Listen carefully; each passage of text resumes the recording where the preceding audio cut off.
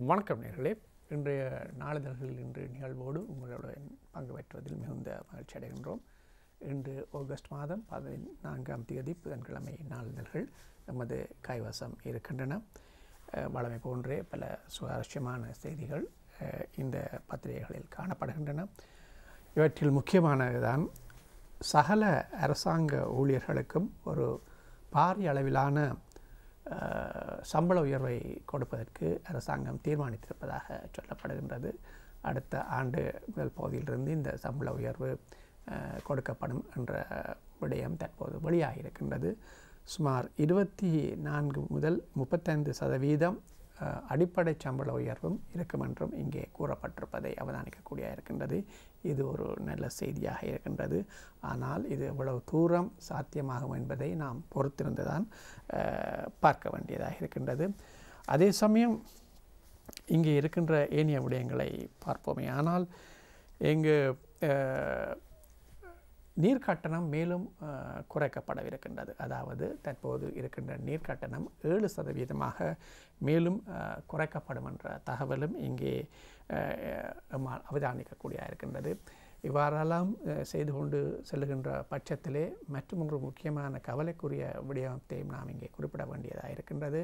வைத்தியசாலைகளிலே இலவச வைத்திய சிகிச்சை, நாட்டு மக்களுக்கு இலவச வைத்தியம், இலவச மருந்து விநியோகம் என்றெல்லாம் குறிப்பிடுகின்ற போதிலும் 50 முக்கியமான ட்ரக்ஸ், அதாவது இந்த மருந்து வகைகள் தரமற்றவையாக இருக்கின்றன என்ற செய்தி இங்கே காணப்படுகின்றது.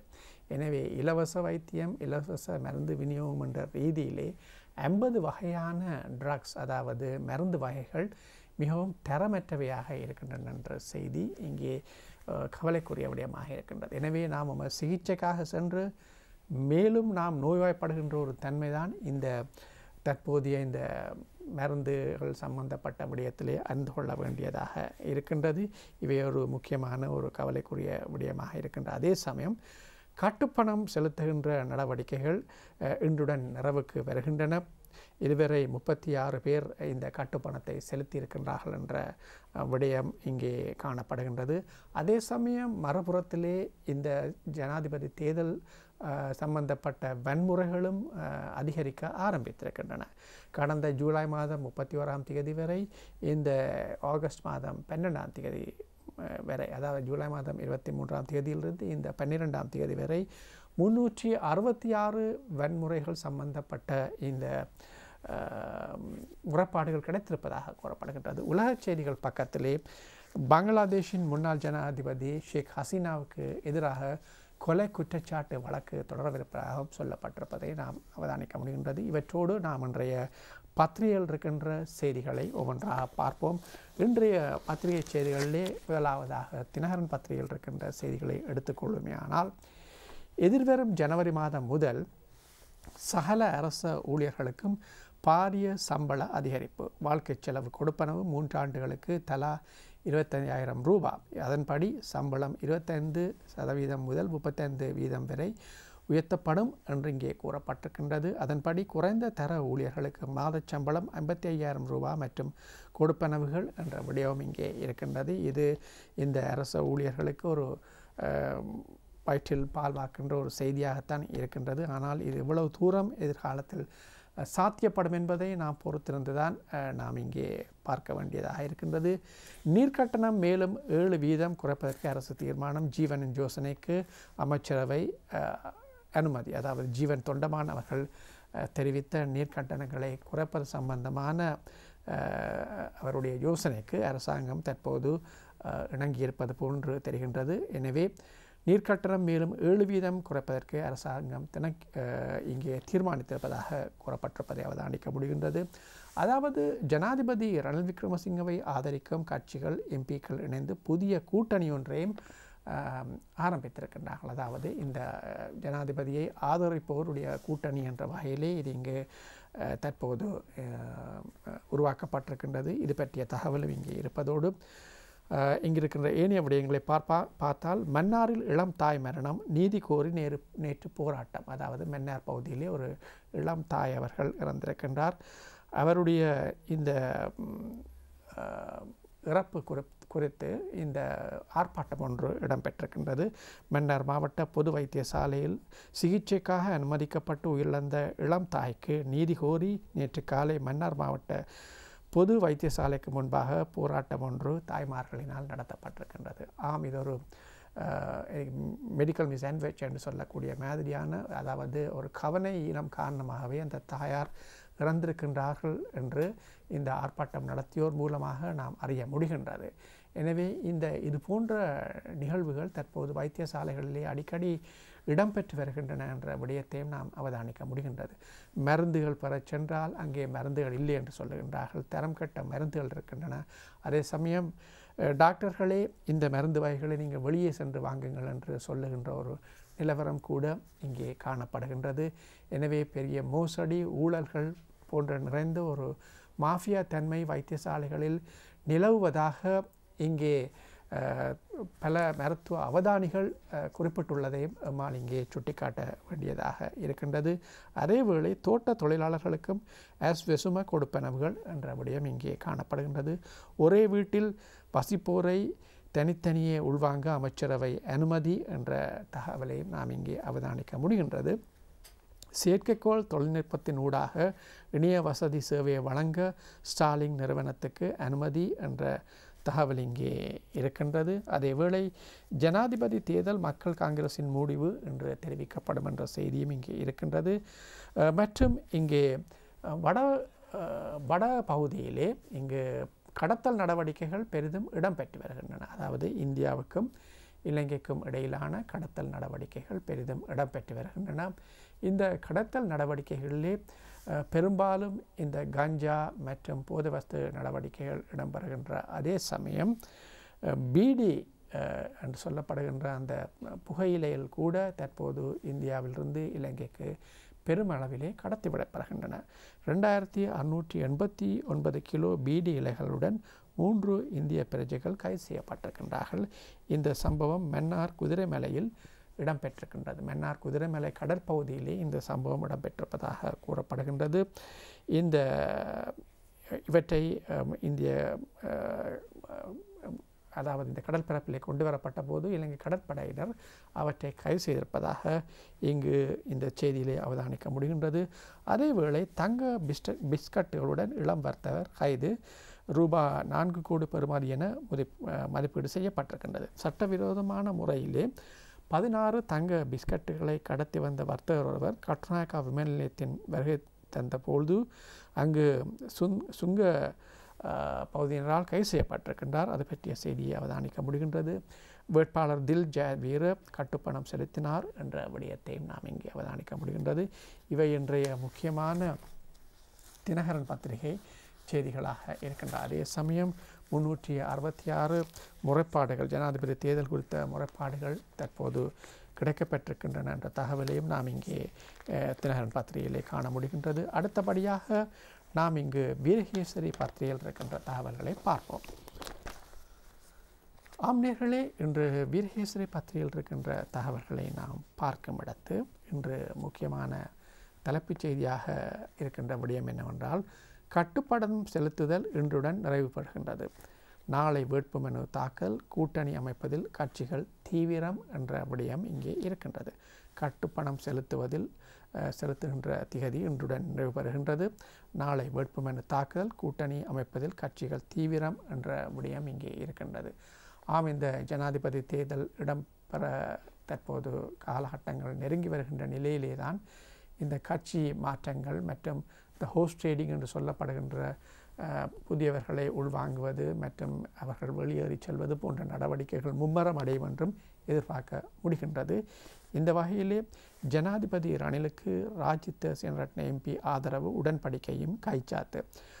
இங்கு தாம் ஆதரவளிப்பதாக உடன்படிக்கை மூலமாக கைச்சாத்திட்டு ஜனாதிபதிக்கு அவர் தெரிவித்திருக்கின்றார்.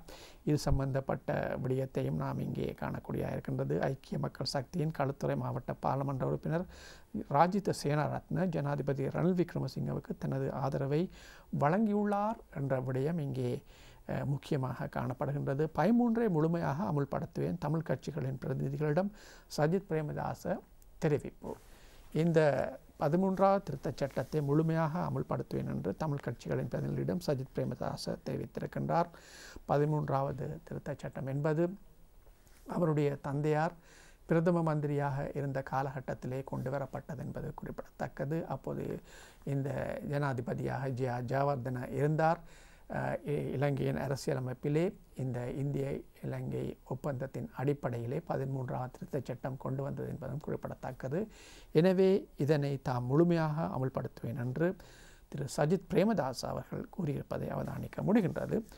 ரணிலை ஆதரிக்கும் கூட்டணியின் பொதுச் செயலாளராக ரமேஷ் பத்திரன, இராஜாங்க அமைச்சர் ஷிஹான் சேமசிங்க தகவல் என்ற விடயத்தை அவதானிக்க முடிகின்றது. ரணிலை ஆதரிக்கும் கூட்டணியின் பொதுச் செயலாளராக ரமேஷ் பத்திரன அவர்கள் இங்கே இருப்பார் என்றும் இராஜாங்க அமைச்சர் ஷிஹான் சேமசிங்க தெரிவித்திருக்கின்றார்.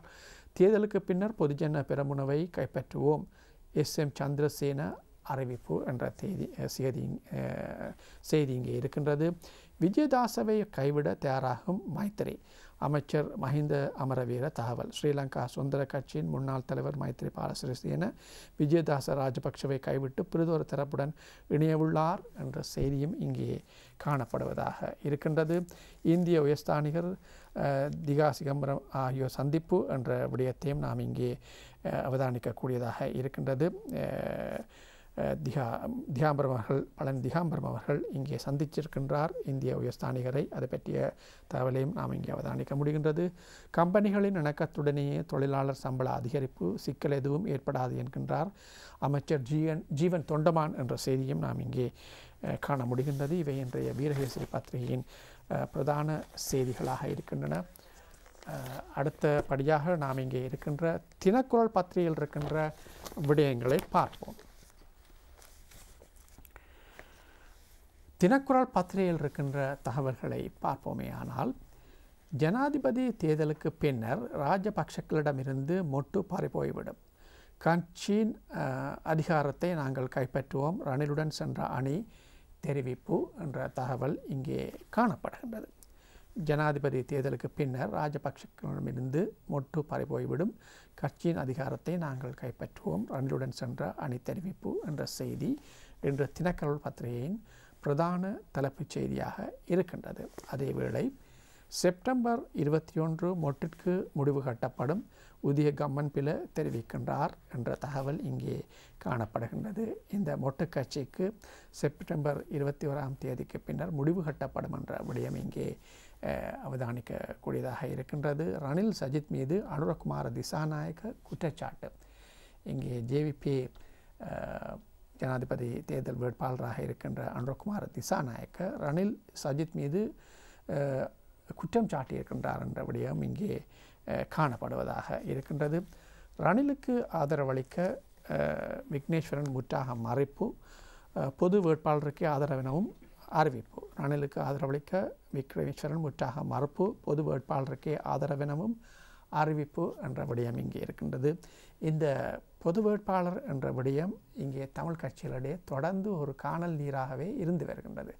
அவர்கள் இன்னும் இந்த பொது வேட்பாளரை முழு அளவிலே நல்ல முறையிலே தெரிவு செய்ய வேண்டும் என்ற நிலைப்பாட்டிலே அவர்களுக்கிடையே பிரச்சனைகள் இருப்பதாக அறிய முடிகின்றது. அரியநேந்திரன் அவர்கள் இங்கே தெரிவு செய்யப்பட்டாலும் அது குறித்த கருத்து முரண்பாடுகளும் இருக்கின்றது. எனவே ரணிலுக்கு ஆதரவளிக்க விக்கி முற்றாக மறுப்பு, பொது வேட்பாளருக்கு ஆதரவெனவும் தெரிவிப்பு என்ற விடயம் இங்கே காணப்படுகின்றது.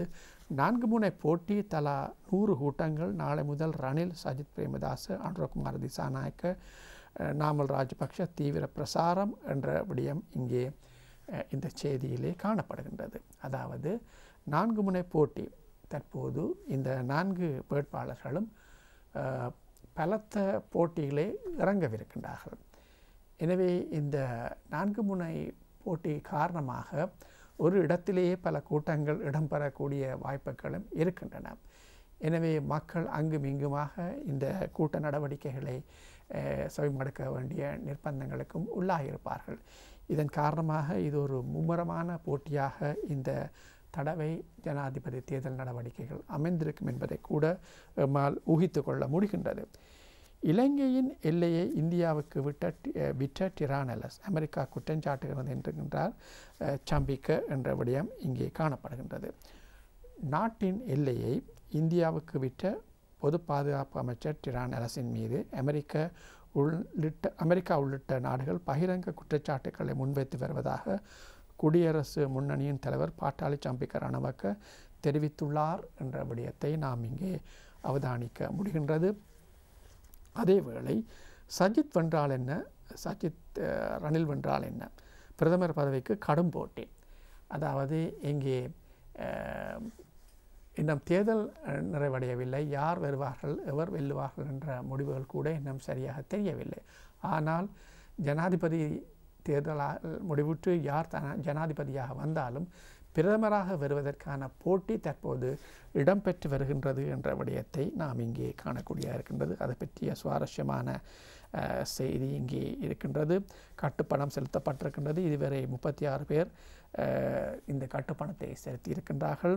முக்கியமான வேட்பாளர்கள் 4 அதாவது ஜனாதிபதி ரணில் விக்ரமசிங்க, எதிர்க்கட்சித் தலைவர் சஜித் பிரேமதாச, அனுரகுமார திசாநாயக்க, நாமல் ராஜபக்ஷ ஆகியோர் உட்பட 36 பேர் இந்த கட்டுப்பணத்தை செலுத்தியிருக்கின்றார்கள் என்று இங்கே தெரிவிக்கப்பட்டிருக்கின்றது. அதேவேளை ஜனாதிபதி வேட்பாளர் சஜித்துடன் டெலோ பிளாட் தலைவர்கள் சந்திப்பு என்ற செய்தியையும் நாம் இங்கு அவதானிக்க முடிகின்றது. இவை இன்றைய தினக்குரல் பத்திரிகையின் தலைப்புச் செய்தியாக இருக்கின்றன. அடுத்தபடியாக தமிழன் பத்திரிகையில் இருக்கின்ற விடயங்களை நாம் பார்ப்போம்.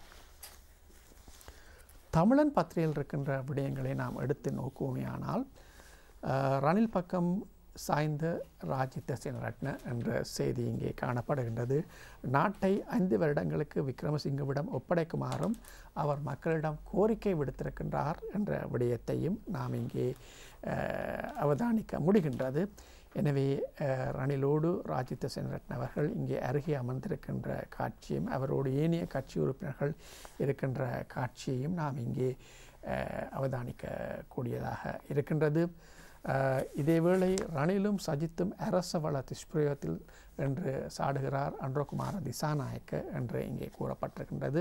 சம்பள அதிகரிப்பில் சவாலை கடந்தோம் சொல்கின்றார் அமைச்சர் ஜீவன் தொண்டமான் என்ற விடயத்தையும் நாம் இங்கே காண முடிகின்றது. வேட்புமனு தாக்கலையொட்டி விசேட பாதுகாப்பு ஏற்பாடு நாளை முன்னெடுப்பு போலீசார் அறிவிப்பு. அதாவது இந்த வேட்புமனு தாக்கல் செய்யப்படவிருக்கின்றது. இதனை முன்னிட்டு விசேட பாதுகாப்பு நடவடிக்கைகள் மேற்கொள்ளப்படவிருக்கின்றன. இங்கே வன்முறைகள் ஏற்படக்கூடிய சாத்தியங்கள் இருக்கலாம் என்ற எதிர்பார்ப்போடு இந்த விசேட பாதுகாப்பு ஏற்பாடு இடம்பெறவிருப்பதாக தெரிவிக்கப்படுகின்றது. தேர்தலுக்கான கட்டுப்பணம் செலுத்தினார் திலீப் ஜாவீர.